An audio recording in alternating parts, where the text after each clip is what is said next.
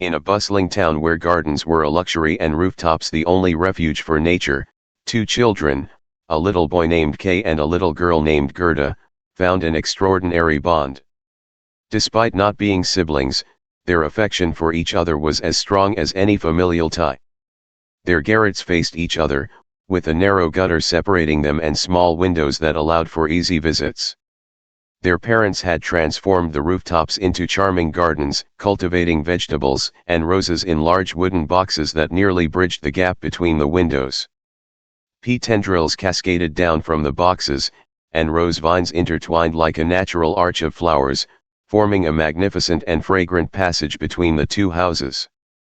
These two children, Kay and Gerda, would often sit among the roses, playing and sharing stories, creating beautiful memories in their flowery haven.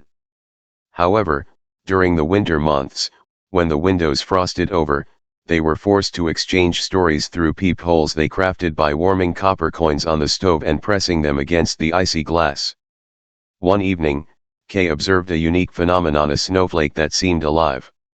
It grew larger and larger until it resembled a dazzling young lady made of a million glistening stars. Her eyes, though cold, sparkled like distant constellations. She beckoned to Kay through the window, but he was startled and moved away, thinking he had seen a bird fly past. Winter days turned to summer, and their rooftop garden flourished with roses. The children spent their days happily together, reciting hymns and believing that angels watched over their garden. One fateful day, while watching the snow through a glass, Kay's behavior began to change. A piece of the Snow Queen's mirror had entered his eye and heart, making him cold and distant. He began to mock the things he once loved, even plucking roses recklessly. Gerda tried to reach out to her friend, but he had become cruel and unkind.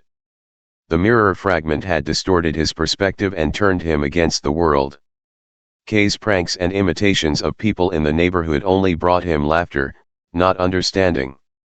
One day, a white sleigh passed by, and a figure in a fur mantle beckoned to Kay. He tied his sled to it and was carried away at lightning speed. As the snowstorm raged, the sleigh took him deep into the wintry wilderness. It was the Snow Queen who had taken him. She wrapped him in her fur and kissed his forehead. The kiss was so cold it penetrated his heart, and he forgot everything and everyone from his former life, including Gerda. Meanwhile, back in their garden, Gerda mourned Kay's disappearance. She embarked on a journey to find him, overcoming challenges and facing her own fears, determined to rescue her dear friend. The Snow Queen had taken Kay to her palace, where he was imprisoned in a cold, icy world. But Gerda's love and determination warmed her heart, and with the help of a friendly crow and a kind enchantress, she reached the Snow Queen's palace.